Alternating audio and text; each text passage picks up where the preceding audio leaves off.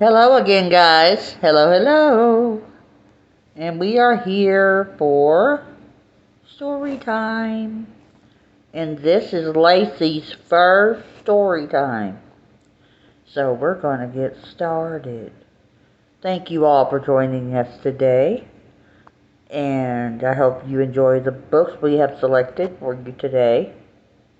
And Lacy wants to say hi. Hi, Godmama Becca. I love you. So, we're going to get started with the book we have selected. So y'all just sit back, relax, and enjoy our story time. Right, Lacy? Yeah. So, just a moment and we'll get started. Lacy has selected Winnie the Pooh. Of course, y'all know I'd have to have Pooh Bear in there somewhere. This is Winnie the Pooh. Party in the Woods. So let's get started.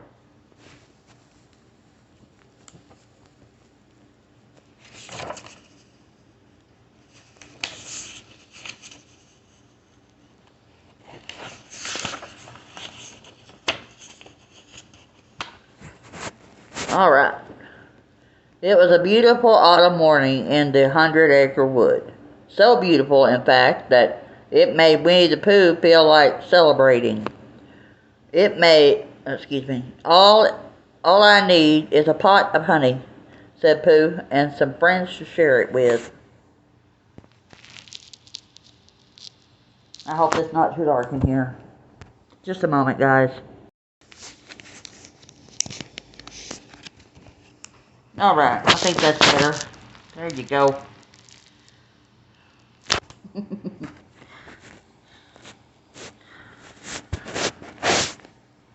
My goodness, I'm having a hard time. Just a moment.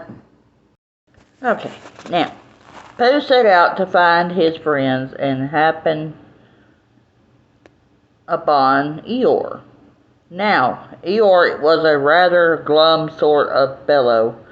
A party would be just the thing to cheer up the donkey. Eeyore, said Pooh, how is it that you are at home, but your tail is not? Isn't it? Answered Eeyore.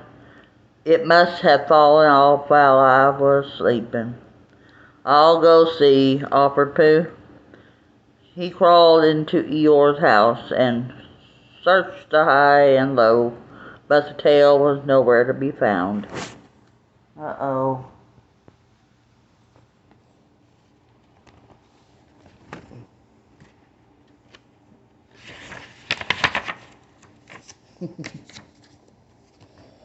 Okay. Could you check my backside again? Asked Eeyore. In my experience, whenever my tail wanders off, it eventually wanders on again. I'm sorry, Pooh replied. It's still not there. I can't say as I blame it, Eeyore admitted. If I were a tail, I'd probably get tired of following me around too. Well, we can't have a party until you have a tail, said Pooh. Let's gather our friends together and we'll surely find a new tail for you.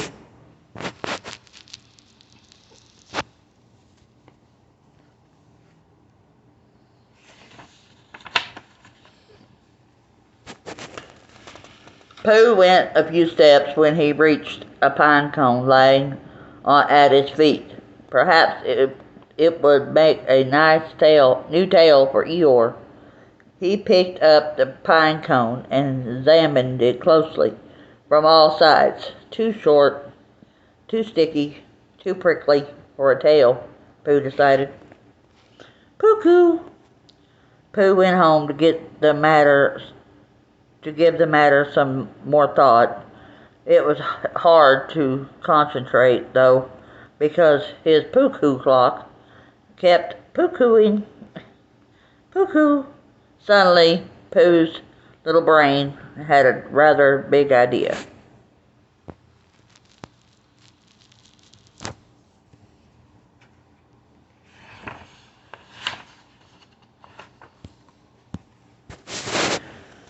Pooh rushed back to Eeyore and found their friends had gathered around. He presented Eeyore with the Pooh clock. Why thank you, Pooh, Eeyore remarked. Then he tried on his new tail, which Eeyore agreed that was very becoming. Now he can celebrate, declared Pooh. He was about to reach into a honey pot for a little mackerel, when suddenly the clock let out a loud cuckoo. It startled Eeyore, who toppled over and crushed the noisiest part of himself.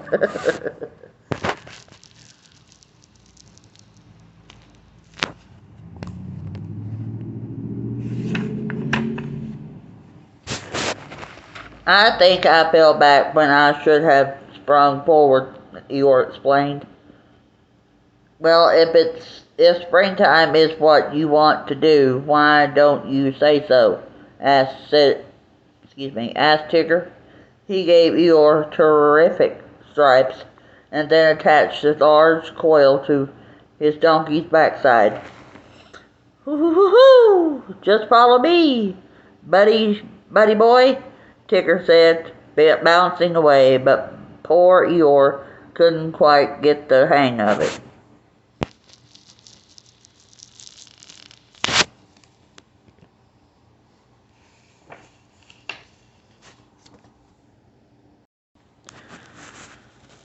The search for Eeyore's tail continued. What about this? asked Roo. He presented Eeyore with a yo-yo. You can make it do tricks. Or not, said Eeyore. Next, Piglet gave Eeyore a moose head. Eeyore tried it on, but really couldn't make heads or tails of it.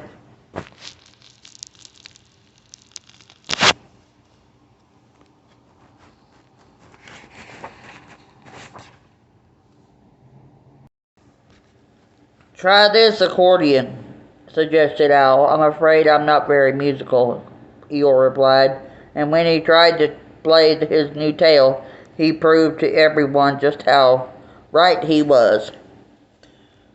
Rabbit offered Eeyore a weather vane from his garden, but as soon as it was attached, thunderclouds began to form, and the lightning bolt struck the weather vane. Shocking, said Eeyore, once the smoke had cleared. Poor Eeyore. My goodness.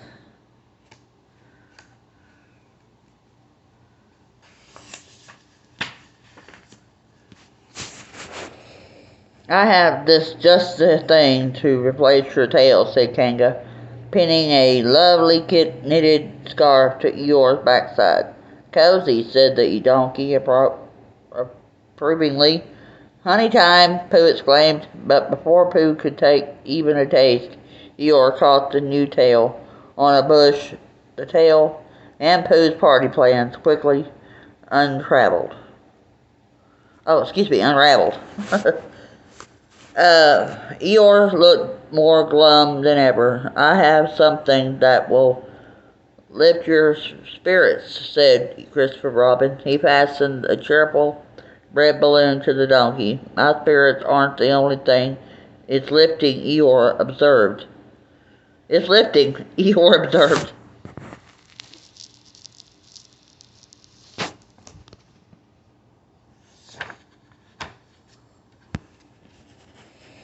Sorry, Eeyore, said Christopher Robin, removing the tail. Let's see if we can find something more useful. Try my umbrella, Owl said. I have found it to be very useful on many an inclement, that is, stormy occasion. And you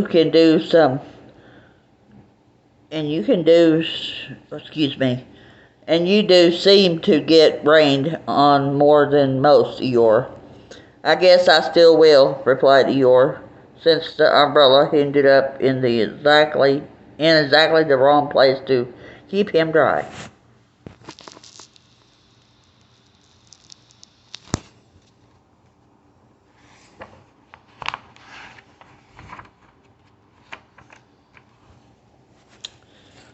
But now Pooh really was quite anxious to get to the party part of the day, and he thought he knew a way to move things along. "Say hello to your new tail," said Eeyore. Excuse me.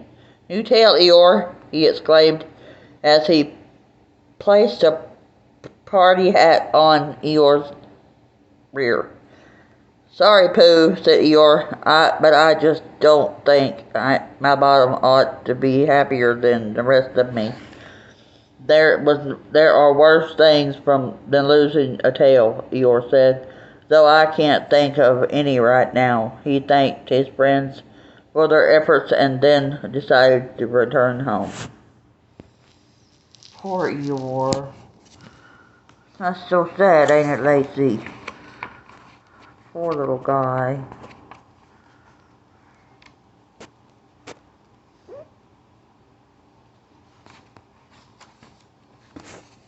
There we go. Eeyore may have given up, but Pooh was more determined than ever to find a tail his friend would like. He wandered off and was looking high, and after which he planned on looking low when he spotted something that took his mind off Eeyore's tail altogether. Buzz, buzz, buzz. "Where there's bees, there's honey," said Pooh, thinking that his tail search would go much better with a tummy full of honey. So Pooh reached inside to the beehive. He felt the sweet, sticky honey inside the beehive. He heard a low buzz. Then suddenly a large swarm of bees poured out of the hive.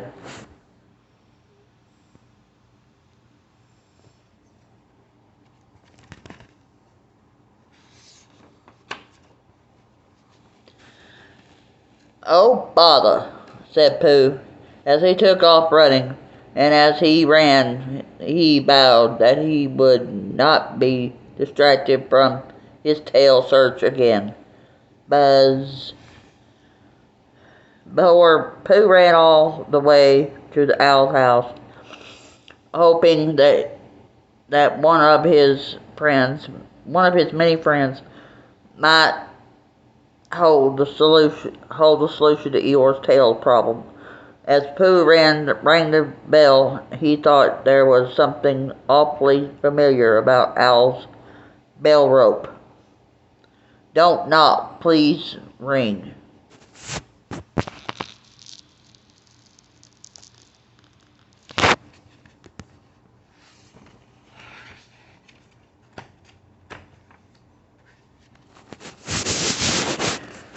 "Come on in! Come in, come in!" greeted Owl. "I see you were admiring my new bell rope. Sit down and have some honey while I tell you the fascinating tale of how I came to find it." Pooh listened as Owl described how he had found the newest prized possession stuck to a thistle bush. "Owl," said Pooh, "I believe your new bell rope used to be, well, actually still is, Eeyore's tail." "Now that you mention it," replied Owl, "my bell has been sounding rather gloomy ever since I attached that tail. Please return it to Eeyore with my best wishes. Won't you, Pooh?"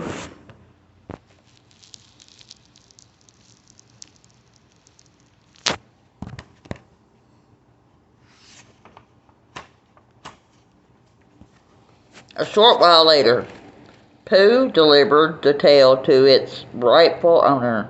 Eeyore trotted in a circle, and the tail swung pleasantly from side to side. The donkey breathed a sigh of relief. "Yep, that's my tail. All right," he declared. With Eeyore's tail trouble solved, Pooh gathered all their friends together again. "Party time at last," he announced. "I love parties," cried Roo, "as we celebrating finding Eeyore's tail." "Yes," replied Pooh, "that and honey."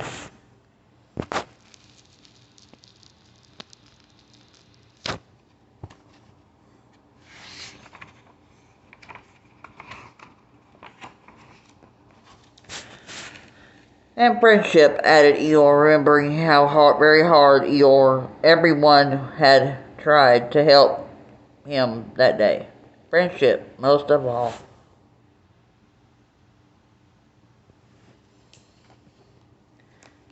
And that was Winnie the Pooh, Party in the Wood. Just a moment. Okay, and now we're going to take a break from Pooh Bear. I know you're probably getting tired of Pooh Bear. But today we're going to read Bambi Grows Up.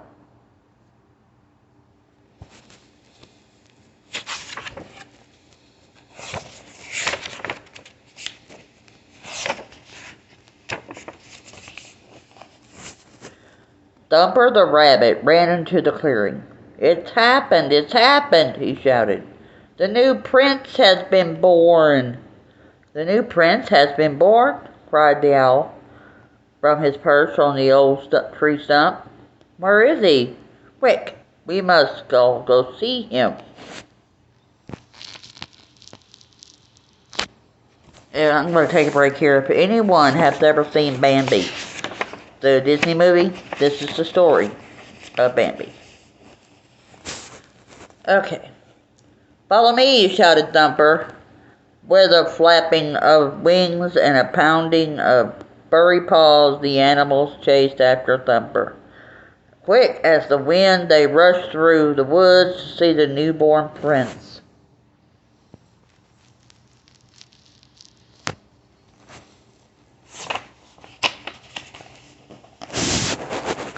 Deep in a thicket, the animals found the baby prince, laying close to his mother. The little spotted fawn stared at them with big, curious eyes.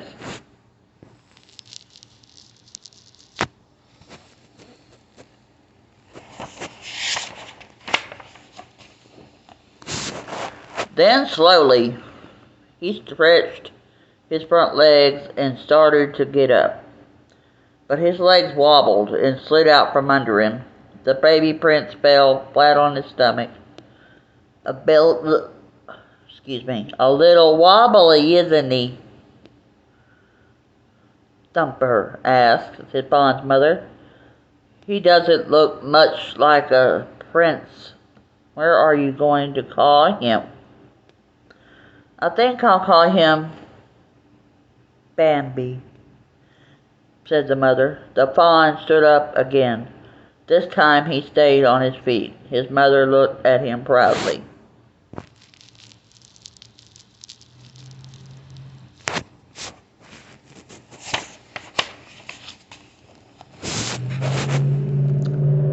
Soon summer came and Bambi was big enough to go, walking with his mother. His legs were longer now and stronger. As Bambi and his mother walked under the tall trees, the fawn looked all around him.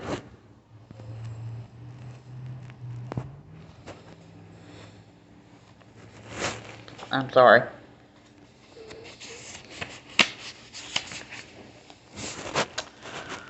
Before long, Bambi came to the green meadow where he found Thumper playing with his sisters.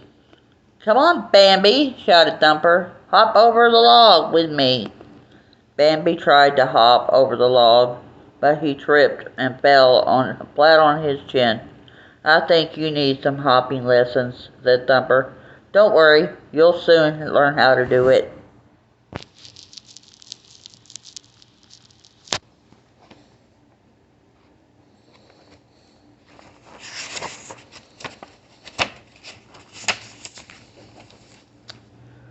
Thumper took Bambi to a field covered with flowers. Something black and white stuck his nose out from the midst of the blossoms. Is this a flower, too? Said Bambi. A flower? I should say not, said Thumper. That's all right. He can call me Flower if he wants to. I don't mind. You may call me Flower, said the little skunk as she climbed onto a rock.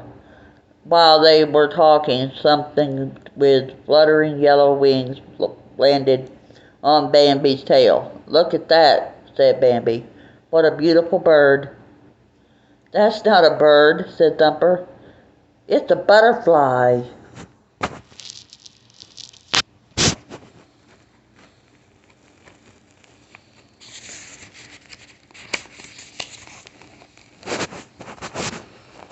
Bambi was so happy that he started to run. Suddenly he came to a pond. Bambi stared curiously into the water. He could see another fawn down there. Slowly he bent over to rub noses with the fawn. Brr! The water was cold. He shook his head to get rid of the ice-cold drops. Then he looked into the water again. Bambi could see two fawns. Who could that second fawn be?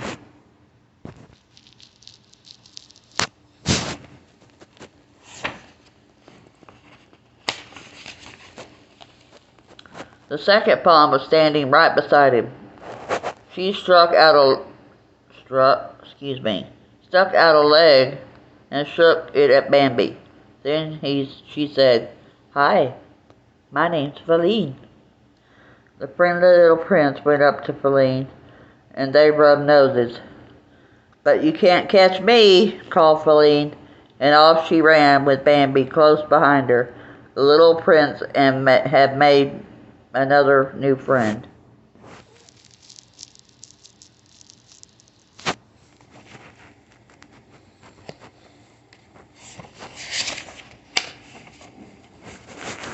The days passed quickly and autumn came. Bambi went for a walk on the hilltop with his mother.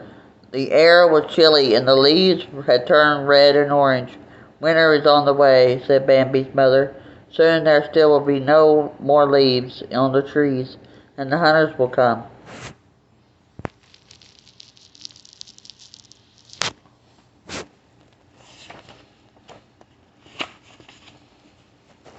Then Bambi saw a strange, wonderful sight. Up on the highest mountain peak stood a great big stag. The stag had huge antlers that spread out from both sides of his head. He stood there, strong, staring at Bambi. "Who is that?" asked Bambi. "And why is he staring at me?" "He is your father," answered Bambi's mother. "He is very brave and wise. Of all the deer in the forest, not one has lived half so long.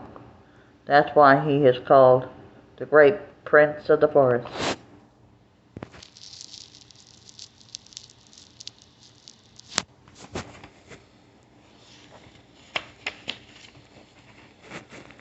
Suddenly Bambi heard a loud bang. Birds flew by crying out in a warning. Squirrels, skunks, rabbits, and other animals rushed past.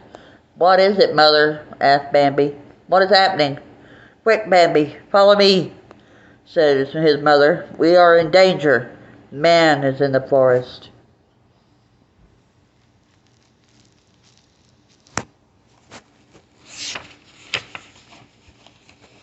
Safe in a hiding place in the thicket, Bambi lay close to his mother. Neither of them moved. Neither of them had made a sound. Just beyond the thicket stood two hunters with their guns. When man comes into the forest, you must always hide," warned Bambi's mother. "We are all in danger when man is nearby."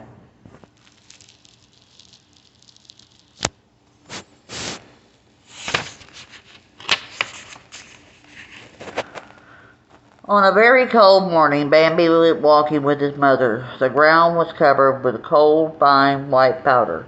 Mother was with, excuse me. "What is this white stuff?" asked Bambi. "It is snow," said his mother. "Winter has come at last."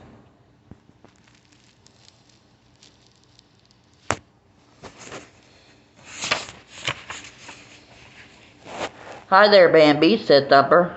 "What do you think of the pond now?" Bambi stared at the frozen pond. "What has happened to the water?" he asked, as it it, oh my goodness, it has a cover over it. That is ice, said Thumper. It's strong enough to walk on. Follow me. Bambi followed Thumper onto the ice. His front feet slipped one way. His back feet slipped the other way. Getting wobbly again, aren't you? Said Thumper. Oh my goodness.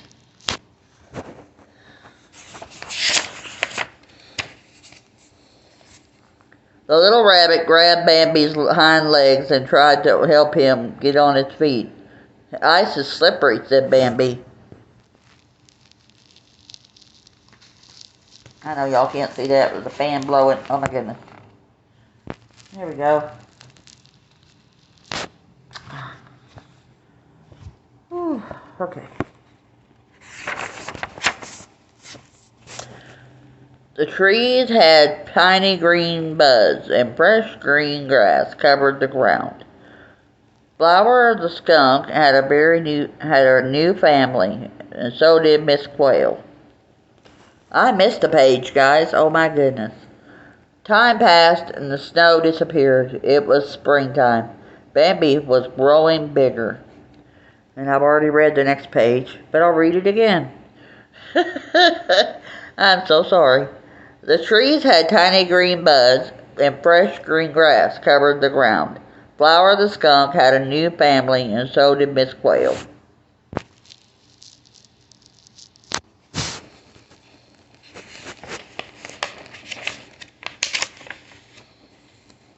Bambi walked down to the pond to see if the ice was still frozen. There sat Thumper on a hollow log. Bambi lowered his head and looked into the water. I see a deer down there in the water, he called to Thumper. It's a buck with antlers. That buck with antlers is you, Bambi, said Thumper. You have been growing up during the winter.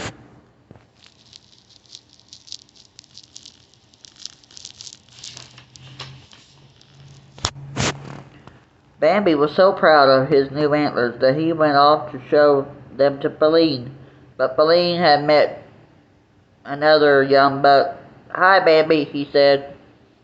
This is Romeo. Excuse me, not Romeo. Rono. Bambi was furious. Why was this strange deer in his part of the forest? Then, without any warning, Rono lowered his horns and charged at Bambi.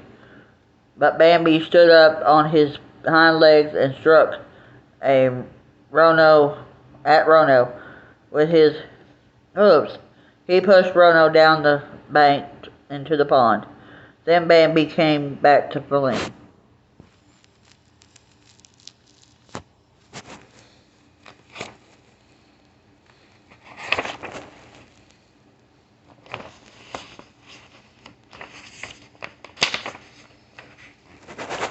Proudly Bambi led Feline out into the meadow. As he looked up at the mountain peak, he saw his father looking down at him. The old stag, the great prince of the forest, stared at Bambi and with admiring eyes. The young prince had proved himself to be a brave son. Bambi had grown up.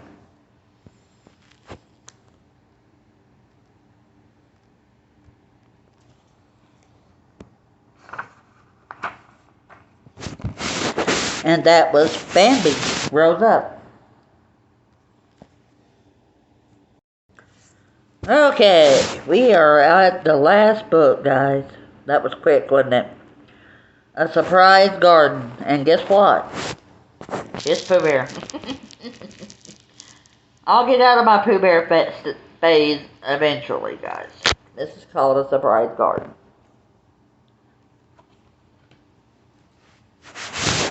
There's that pretty girl.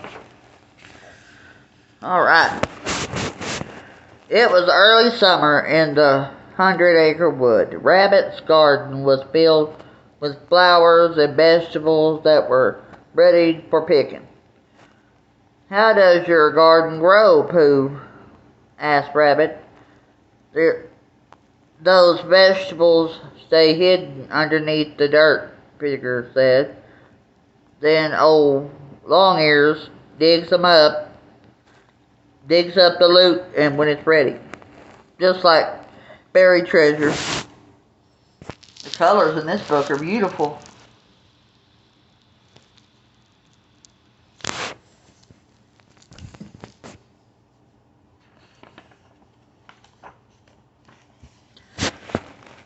Not exactly, said Rabbit. First I plant these itty bitty things called seeds. Rabbit held out a hand to show his friends what they look like. And as a little surprise, I have a packet for each of you. There are my special surprise seeds. You'll have to plant them and see what grows.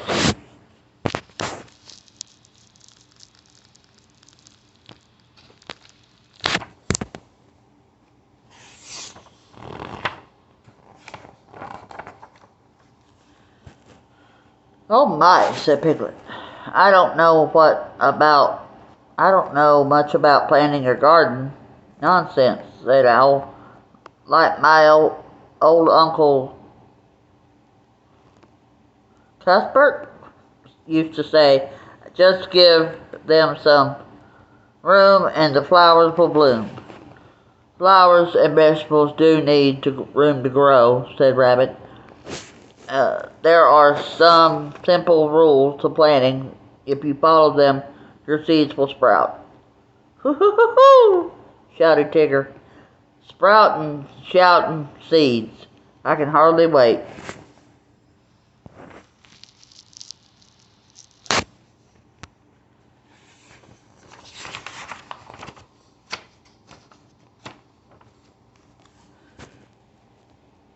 Now listen carefully, said Rabbit. I'll tell you my rules. Till and hoe, pull out the weeds. Then dig a hole to hold the seeds. Plant them in a Plant them in a sunny spot, then water them, but not a lot. But there's one more thing you need to do. It takes some time for seeds to grow.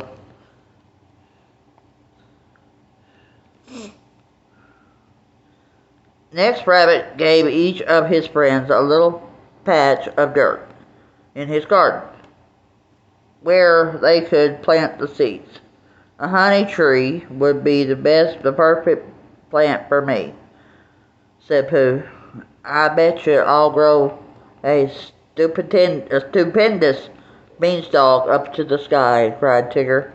Come on, Long Ears, let's get a planting.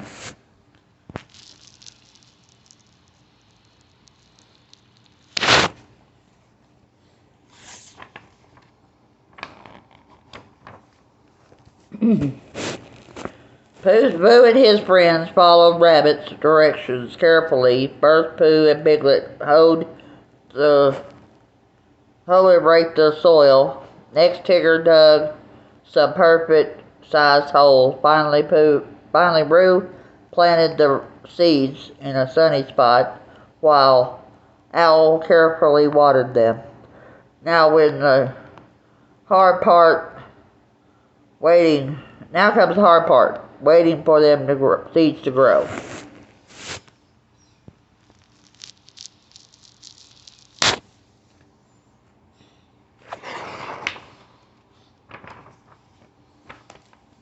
Each day, Pooh and his friends stopped by Rabbit's garden to check on their seeds, and each day they went away feeling a little disappointed because they didn't see anything growing.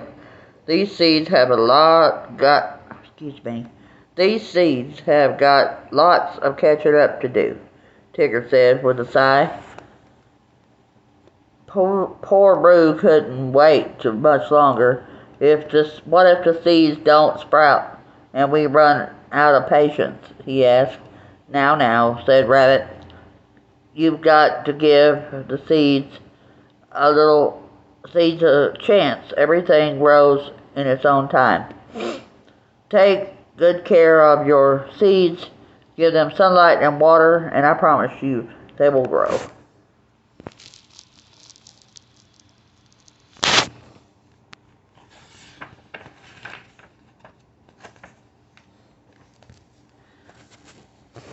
Pooh looked very thoughtful. Perhaps we didn't follow Rabbit's gardening rules, he said. Fiddlesticks, said Owl, shaking his head. We did exactly what he told us.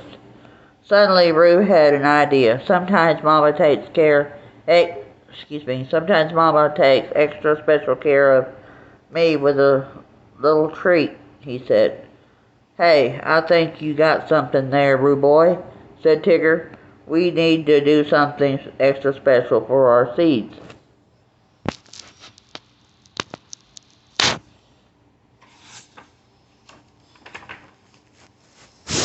So each of Pooh's friends came up with his very own seed-carrying idea. Piglet covered his patch of dirt with a soft pink blanket so his seeds wouldn't get cold. Tigger put on his good luck hat and did his Tiggerific rain dance. Hoo-hoo-hoo-hoo! He cried, rain, rain, shower, shower, bring down some flower power.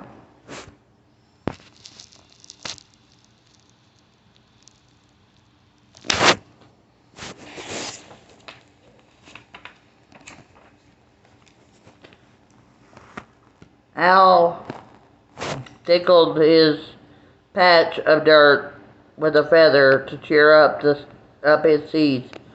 Won't they be tickled pink? He said. Meanwhile, Roo and Piglet hurried over to Roo's house to get his magic wand. When Roo returned to the garden, he waved it over his little patch. Then he did the same thing for each of his friends. Seed patches. Abracadabra, alakazoo, cried Roo. Please grow for Tigger, Owl, Piglet, and Pooh.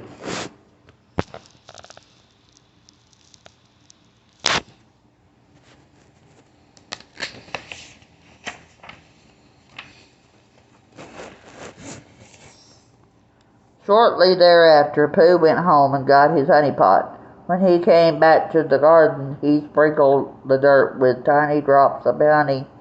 Father, said Pooh, I do hope this sweetens them up. Honey always works for me.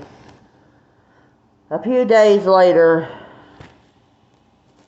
all the seeds began to sprout. First, Pooh's friend saw little buds on the flower stems and baby vegetables. Then the buds turned into blooms and the vegetables got bigger. What a fastidious surprise these seeds turned out to be, cried Tigger. They were bright yellow sunflowers for Tiggers, pink pansies for Piglet, string beans for Owl, cherry tomatoes for Roo, but nothing for Pooh.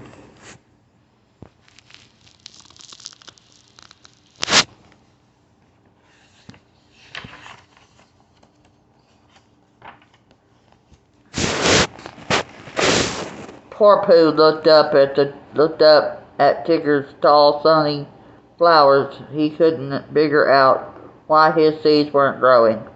Think, think, he said. I think I did everything I was supposed to do. I even tried to be patient.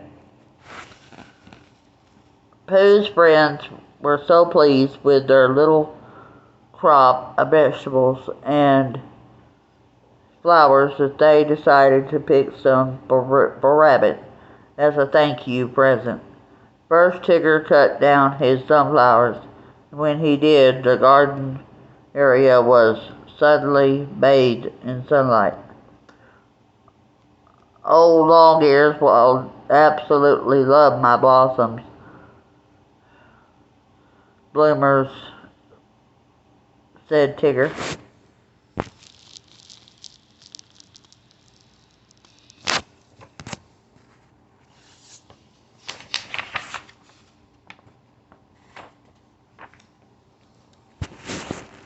A few days later, the most surprising thing happened when Tigger's flowers were out of the way. The sun began to shine right on Pooh's garden patch, and his seeds began to sprout and grow. Pooh's seeds grew into the best plant of all. Those are the biggest, plumpest strawberries I've ever seen, said Rabbit. Oh, thank you, said Pooh, although he wasn't sure what he had done. It just goes to show patience works wonders, Pooh, said Rabbit.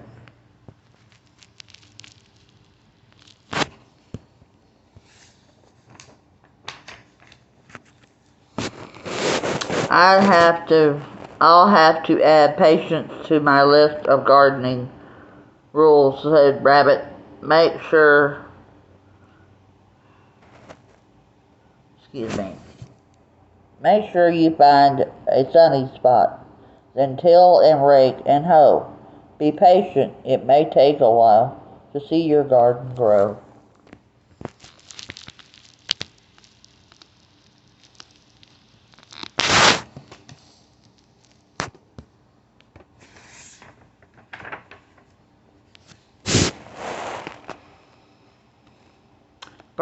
This is fun to learn activity. Yes, indeedy. A garden is hard to work, but your parent plants will grow if you follow the rules. See if you can go back and find all the different kinds of flowers, fruits, and vegetables. My friends grew from their surprise seeds. With a little help from your parents, try your hand at planting or watering the flowers in your own backyard. Be sure to follow Rabbit's gardening rules.